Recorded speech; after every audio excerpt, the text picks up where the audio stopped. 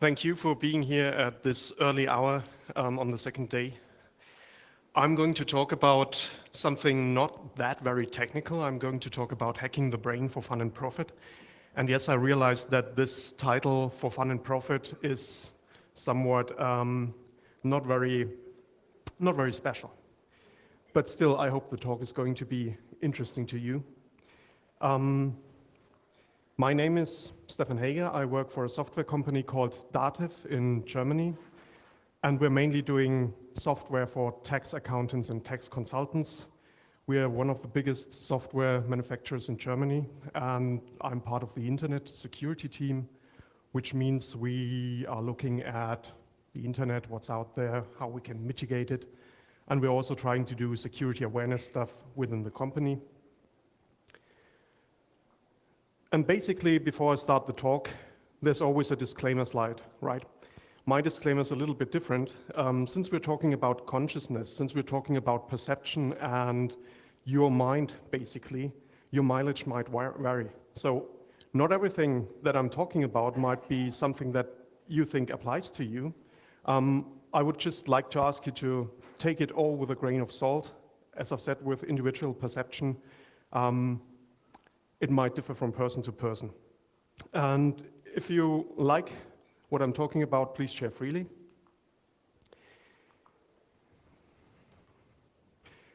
So, and in case, the key takeaways, of course, in case you need or want to leave early, I think that every person, every human is shaping their perception of reality in no small way, and thus can change it.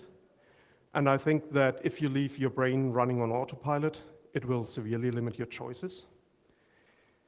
And another thing where I'm really absolutely convinced about is that if you use a little bit of creativity and do things a little bit differently in your daily work, whatever it is, you're gaining an edge over your competitors or other people.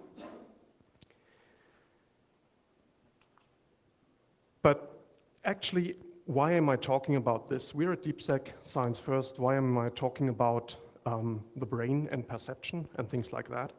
The answer for me is rather easy, because in our industry, many keynotes we had that yesterday are just concerned with our industries going down the drain, everything is bad, and so on and so forth. And very often we quote technology as being the main evil thing that we have. But we really, I think, forget that at the end of the day, it's humans that use the technology, it's us, it's the users.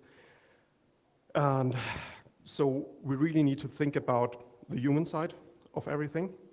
And actually, as being interested in hacking, now, if you think about it, your brain and your perception is something like a black box. Most of us take it for granted.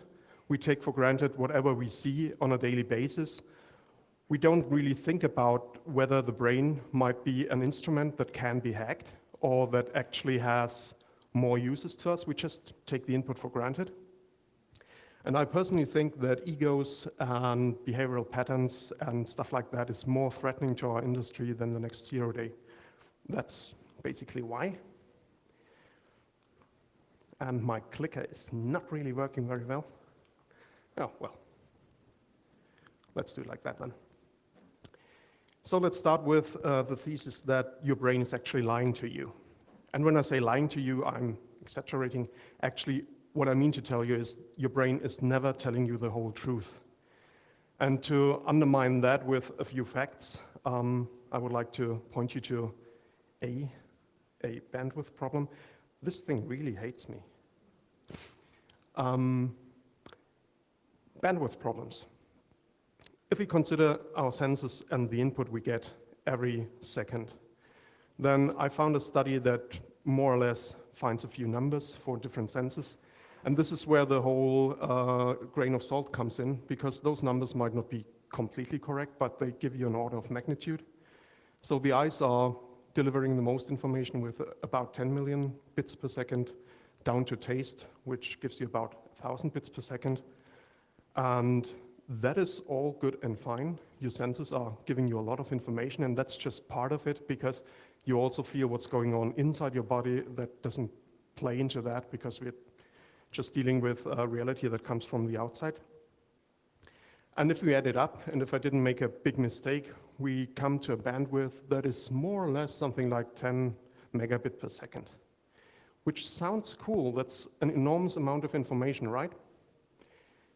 On the other hand, there are several studies, and again, it's orders of magnitude, like the one by the MIT that says that our consciousness cannot actually process data faster than 60 bits per second. And now it might be 60 bits, it might be 600 bits, it doesn't really matter, it's an order of magnitude. What I mean is we really get a lot more information than we can handle. And that means, like with any good telco provider who's going to sell you an internet line with up to 50 Mbit per second, you never get 50 Mbit per second, but you get up to, and that's the same with our brains. But it's not just the bandwidth. We are slightly biased when we are interpreting things. Well, not really slightly. There's a theory by Dr. Leonard Orr from the 70s and later expanded on by Robert Anton Wilson, which just says that our brain can be seen as having two distinct halves. Not those two halves, not the physical halves, but two distinct halves that have different kinds of tasks. So we've got the thinker. The thinker is the part of the brain that can think itself ill, can think itself healthy, can think it's living on a flat Earth, can think it's living on a planet, can think this planet is circling around the sun, or that the sun is actually circling around the planet. So the thinker can think about almost anything, and that's cool. And the prover's job is much easier. The prover's job is just to prove what the thinker thinks. And that is because we want to feel good with our basic assumptions. But it also means that whatever bias we are having or whatever worldview we are having, this gets reaffirmed constantly because we want to be reaffirmed. We don't want to be insecure when we're dealing with reality and when we are out in the world. And so this process of always just filtering out the stuff that I think is the right stuff, this actually makes us very biased in what we see, and it makes it really difficult to see the world in any other in other ways. And we're not ready yet. Our brain is also withholding and prioritizing information. So if you consider this scene, I'm an ignorant Westerner. If I find myself in an Asian city like that, and for example, I really need to go to the toilet, then my brain would pick up those signals that probably would lead me to the toilet. For example, the tourist information. At least, maybe, hopefully, they can tell me where to go. If I was hungry, for example, then my brain would prioritize other signals. It would have the smells from the food vendors and the fruit there, and I would concentrate on that. So whatever I'm focusing on at that moment gets prioritized. And there's one thing that always takes precedence, and that is if my brain conceives anything as dangerous. I apologize to the guy with the mobile phone. No idea whether he's dangerous. I don't think so. But if something is threatening our survival, then this gets prioritized. And it doesn't really matter whether I'm hungry or need to go to the toilet. This will be on front of my perception at that point in time. So our brain does a lot for us, and withholds information from us, but it gets even more interesting because we also can glitch reality by hacking perception and having illusions. So each of you, of course, is familiar with optical illusions, and this is not really something new, and I'm only briefly touching on that. But optical illusions might be funny, and they are a good way to pass the time, but they go way deeper because your brain is doing a lot more than you think. So if you have a look at that, and I apologize if you know that, but the checkerboard has two squares marked A and B. And to most people, and I assume for most of you as well, A seems to be a dark gray and B seems to be a light gray. And there's this column in green throwing a shadow. Now, on the left-hand side, I've got three squares which have the color of A. And I did that in PowerPoint because it's horrendously difficult to fake something in PowerPoint like that because PowerPoint is just not the tool of choice. But if I move those squares to where A and B is, then look what happens. I didn't change the color within PowerPoint. That's what I meant by it's really difficult. But our brain is very keen on filling the gaps for us. And our brains know that this cylinder is throwing a shadow. So whatever is in the shadow is probably of a lighter color than it is shown via our eyes. So our brain colors in the light gray, and it makes the gray lighter than it actually is, because we are assuming, our brains are thinking that whatever is in the shadow will have lighter color than is displayed here. Another short optical illusion I have for you is this rectangle. I'm always not sure with projectors and everything, but it should be a uniform gray, completely uniform gray. And now look what happens to it if I change the background. All of a sudden, the left-hand side looks much lighter than the right-hand side, and I can go back just to show you that effect.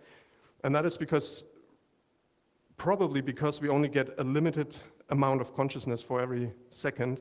Our brain is running a lot of scripts and doing a lot of on autopilot just to give us the feeling or to fill in the gaps. But of course, optical illusions are only part of the story. There's auditory illusions as well. I didn't know whether I would have sound, so I didn't bring any. But there's some, you can look them up. One of the most interesting things is, for me, are binaural beats. Sometimes if you look them up on YouTube, you can use them as meditation videos and things like that. And they work with playing different kinds of sine waves and different tones in each ear. So you listen to them via headphones, and it creates the illusion of a pattern and of a rhythm.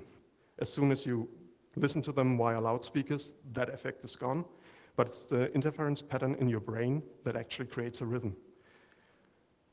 And we've got olfactory illusions. And those are rather hard to prove, because if you need to prove that a smell is not really there, you would have to analyze the air and everything. So I just brought an example from my personal experience. I was driving down the Gibb River Road in Australia. That's an off-road track with literally nobody, no other human being around for miles and miles. And I was refilling the car with diesel. And after I was finished, I noticed that my fingers didn't smell of diesel, but of the most delicious onions and bacon. And I thought I didn't have onions and bacon. I didn't even have facilities to wash my hands. And nobody's around, so there is no bacon and no onions here. But my fingers still insisted that this is delicious bacon. So whenever I'm refilling my car right now, I'm not always thinking about that, but they never smell like bacon. And there's tactile illusions. And I'm pretty sure each of you at some point might have had the feeling that on your arm, where you can't see it, there's an insect slowly crawling around, touching this hair or the other. And when you look, there's just nothing there. For people who actually suffer from that, it's not one insect, it's like a horde of insects crawling beneath the skin. And of course, there are no insects there, but this is another illusion, another glitch in reality that our brain likes to give us sometimes. A funny illusion is if you ever had a miracle fruit or wonderberry. Did anybody of you know of these or have one already? It's a kind of fruit with a wonderful name of miraculin, which sounds like unobtainium, but it's the name of it. And what that does is it shuts off the sour receptors on your tongue. So as soon as you eat a lemon or something like that, it tastes completely different after you had a wonder fruit, just because usually when you eat a lemon, the sour aspect of it is so overwhelming that this is the information that gets forwarded to your brain. And as soon as the sour receptors aren't delivering any information, you taste aspects in fruit and food after having a miracle berry that you never taste otherwise. It's something that is fun to try out, and it's perfectly legal still. But once you've done it, it quickly loses the effect. But it just goes to show that illusions and glitches are just everywhere. So to summarize, all I've said until now is we could say that brains are filtering stuff, and they are dynamic filter with slightly random rules every now and then, and I think that's a cool thing. But if you're looking back and thinking about why did my brain choose to forward this stuff into my consciousness at a given time, we don't really have an audit trail. And not having an audit trail is always something where we lose information. So how can we get there? The answer to having an audit trail is being aware of oneself and actually observe oneself. And we humans are, funnily enough, so meta that we can do that. But we are observing ourselves in order to change ourselves, using ourselves as the observer, so some recursion is involved. On the other hand, that's probably the only way how we can get that audit trail. And of course, once we start hacking our brain or start thinking about hacking our brain, we will encounter defense mechanisms. Would be boring without, right? So to just show you a few of those defense mechanisms very quickly, I'd like you to relax and think about a man riding a giant steel cock. And just judging by your reaction or the reaction of some of you, this was not exactly the picture you had in mind. If I say something like Darth Vader, then probably this picture wasn't also what you had in mind. And while you were prepared for some nudity or something one slide ago, you probably weren't prepared for that Darth Vader from a much sexier alternative universe. We can also say something completely innocent, like SpongeBob. And of course, we wouldn't actually think about Rule 34 being enforced on that slide. And that is because we humans really like to play with words, have double entendres and things like that. Because to our minds and our brains, everything that surprises us in a funny way is entertaining. Everything else is a little bit boring. That's why there's a Pussy magazine, and I can talk freely about that because it's about cats. And humans like that. So which kind of defense mechanisms do we have in InfoSec that we might also have in the brain? So anti-DDoS in InfoSecurity just is a mechanism that allows our server to continue working even if somebody is throwing a lot of packets at the server and using up all the bandwidth, but we do have a device in place that just drops the bad packets and allows our server to stay online. Within our minds, this is some of the bandwidth and some of the automated decisions that our brains make to drop a lot of the ideas or a lot of the things that are going on because at that moment, they're just not relevant. We do have some things like IDS, IPS, and to some extent, antivirus in InfoSecurity. And what's common to those techniques is that they do some kind of pattern-based matching. So with an IDS, IPS, if I see a pattern that matches an attack that I know, I just drop the attack. With an antivirus, if I find the exact matching pattern that I know, I just react accordingly. And within our minds, we have set a few of those automated reactions as well, behavioral patterns. And again, this is just to save time at some point. But on the other hand, these patterns where we react automatically to something is also something that's limiting us. And later on, I'm going to talk how to fix this and how to actually tackle those patterns. There's another thing in InfoSecurity going on, user behavioral anomalies. I was right, UBAs. Where you actually have groups of people like your admins and your accountants and some clever device, I don't dare to call it AI, but let's call it machine learning or something like that, learns about the behavior of certain groups of employees or people.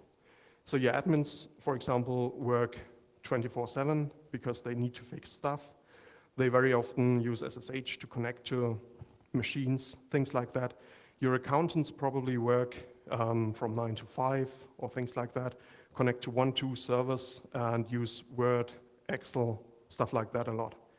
Now, if one of the group of accountants starts exhibiting a behavior like connecting to a lot of machines and trying to FTP to the outside world, you know you've got a problem, and that is what these machines do. The funny thing about human brains and the mind is we have evolved to detect anomalies. We are very good and clever with doing that, because anything that is out of the ordinary, again, might be a threat or might be interesting.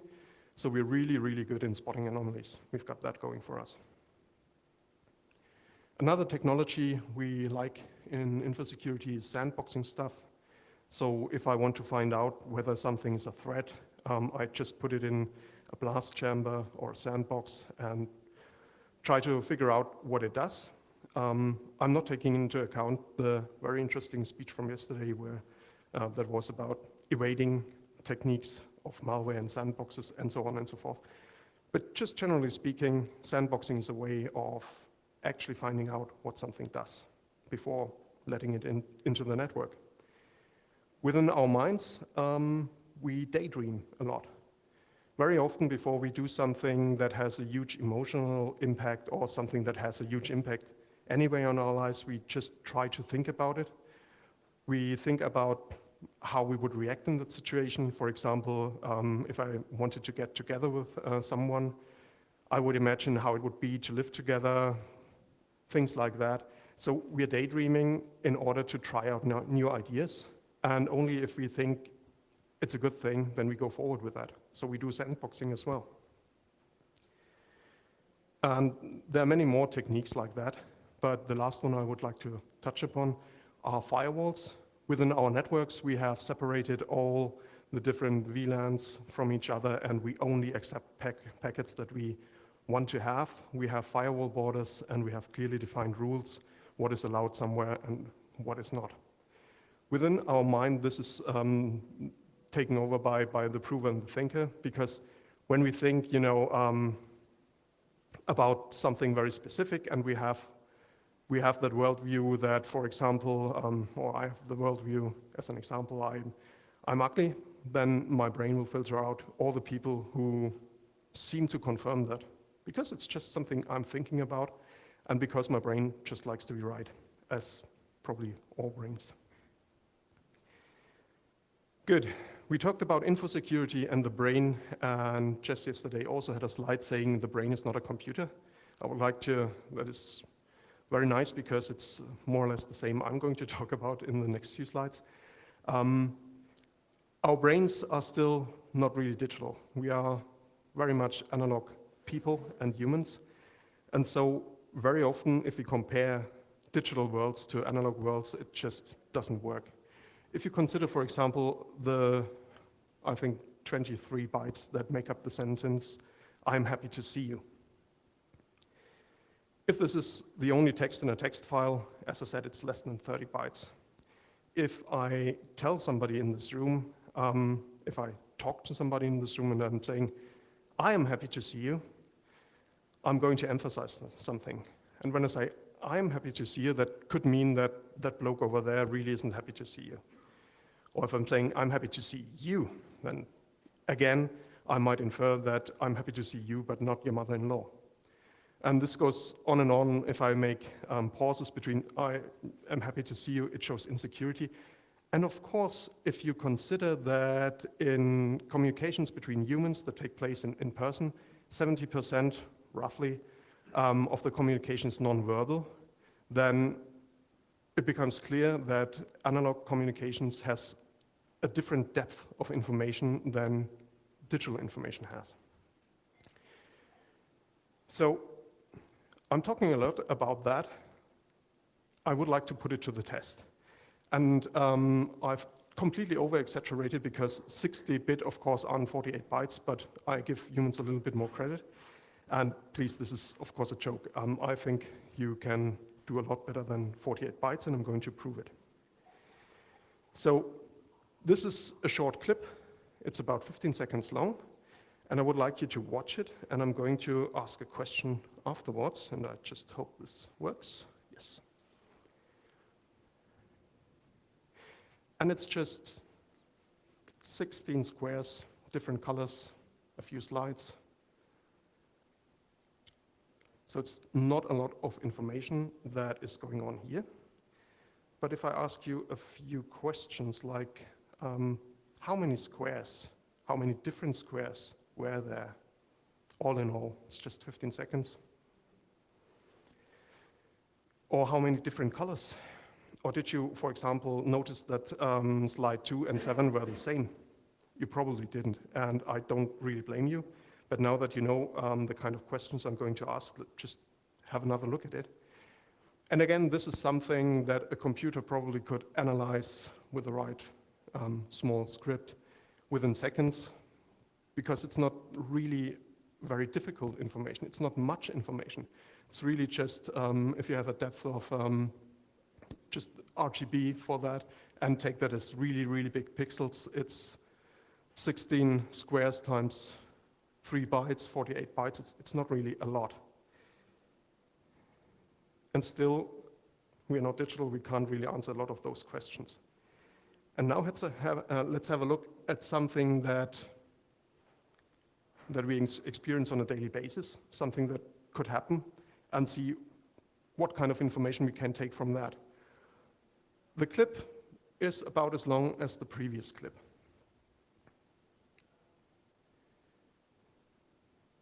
And there's no hidden surprise in there, like a gorilla coming out from the woodwork or something like that. It's really just a street scene, rather boring.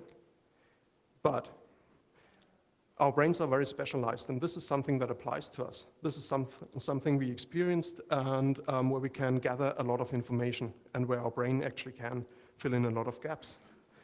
So if I was to ask you how many people roughly were in that video, you could say, well, around 20, or if the options were around 20, around 200, around 2,000, you would know the answer. Exactly with the same question, how many cars were there, or what was the dress of the woman in the background? Which kind of city was that in? Was it a Western city? What kind of language do they speak there? And you might not have taken up all the hints, but all the hints are in there.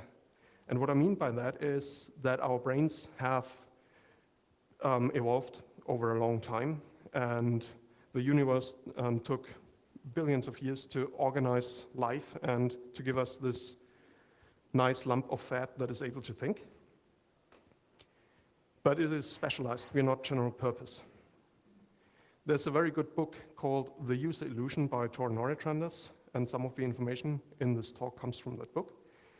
And at some point, he writes that precisely because our brains can jump from something very small, like pebble in a shoe, to the expanding universe, within a split seconds, it is seen as being infinite.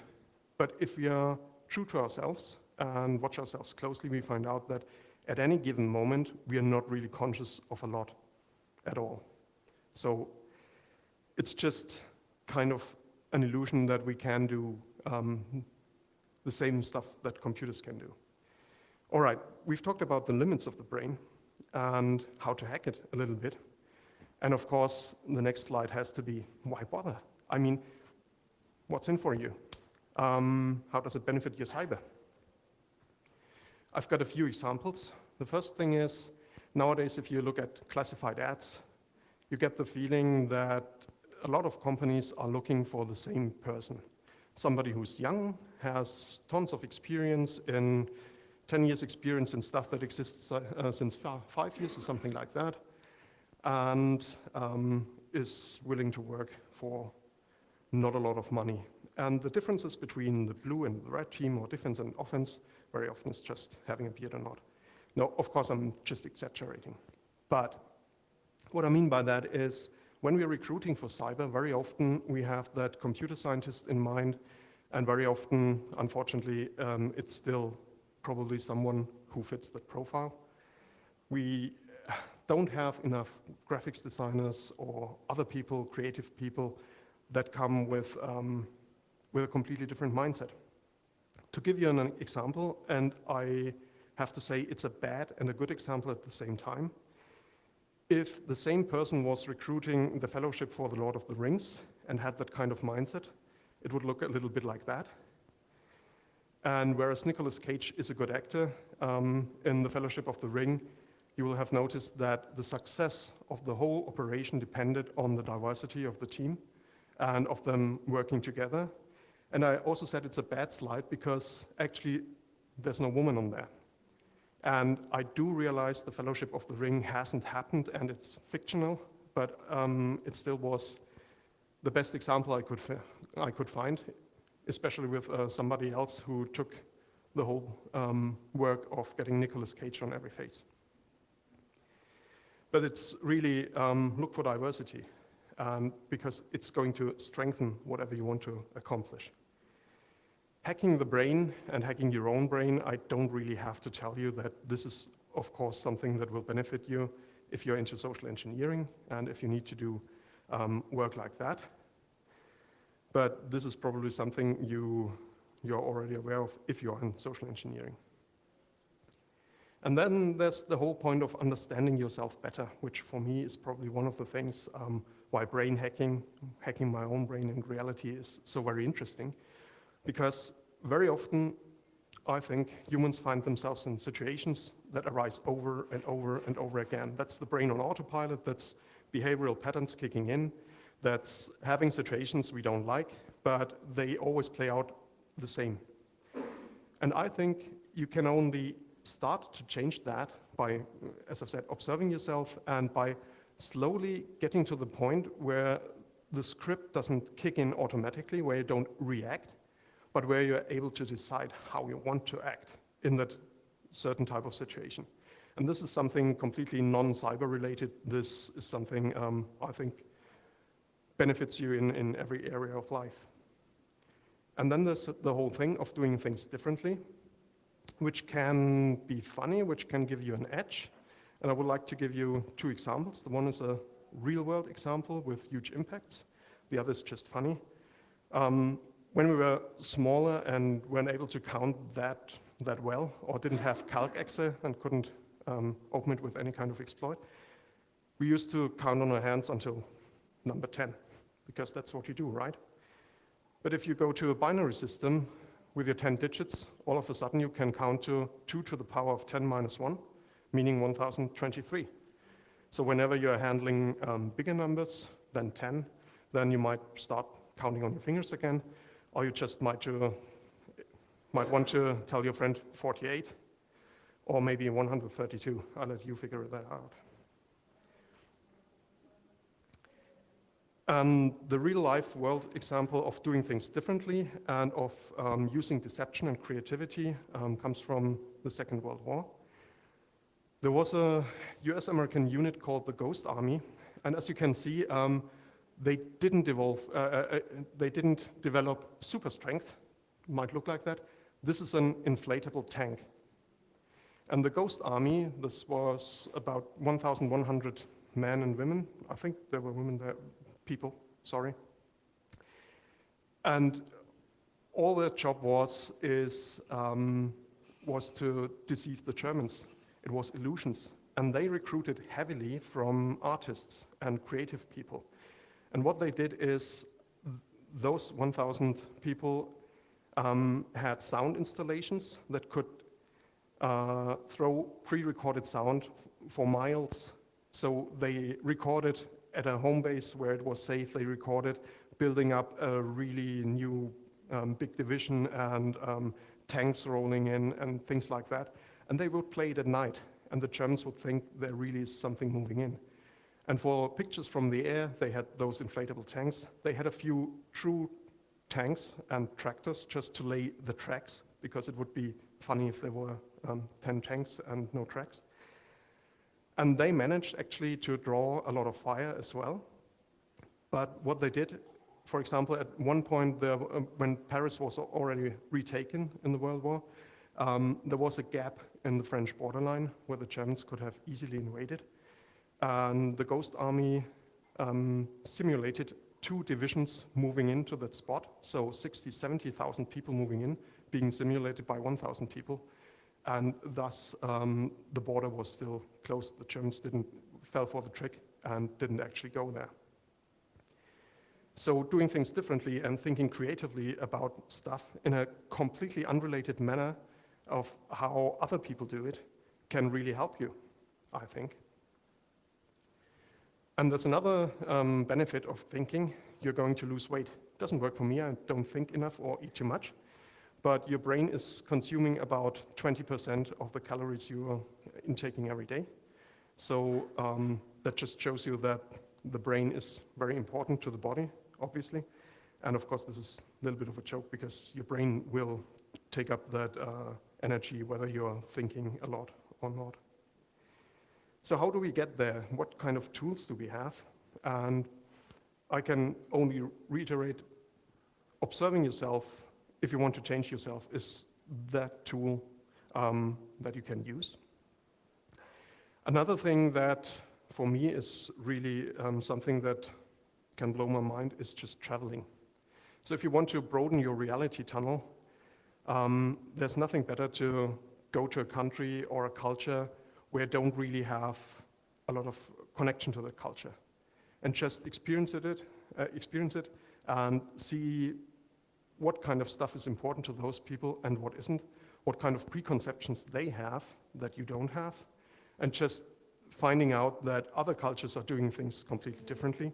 And this is always so mind-blowing if you're going to travel, that it's really, really hard to get back into a very narrow reality tunnel or mind view. And whenever you're playing around with reality or trying to redefine yourself and your perception and everything, there might come the point where you are offending yourself. This sounds completely schizophrenic, but sometimes you just think, nah, I just didn't do that right. That I didn't think about that. This can't be. I would like to tell you, never be afraid to offend yourself, because that just shows you that there's something within you where another pattern, another automated script, another thing running on autopilot that you might want to address. You don't need to, but maybe you want to. But the whole thing is about your perception of reality. So whenever you've got that huge insight that A equals B or something like that, that might apply to you, might not apply to others. So offend yourself as much as you can, but please try to avoid offending others. So we've got about 10 minutes left, and so we come to some pitfalls and conclusions. Funnily enough, when I'm talking in my hotel room, I'm way slower than with you guys, but we are science first as a motto. When we're being scientific, and no matter what we're doing, there might be experiments and results and facts which are counterintuitive, no matter which kind of science we're talking about. A scientific mind just is going to accept that because experiment showed it is true, so for the moment it's going to be true.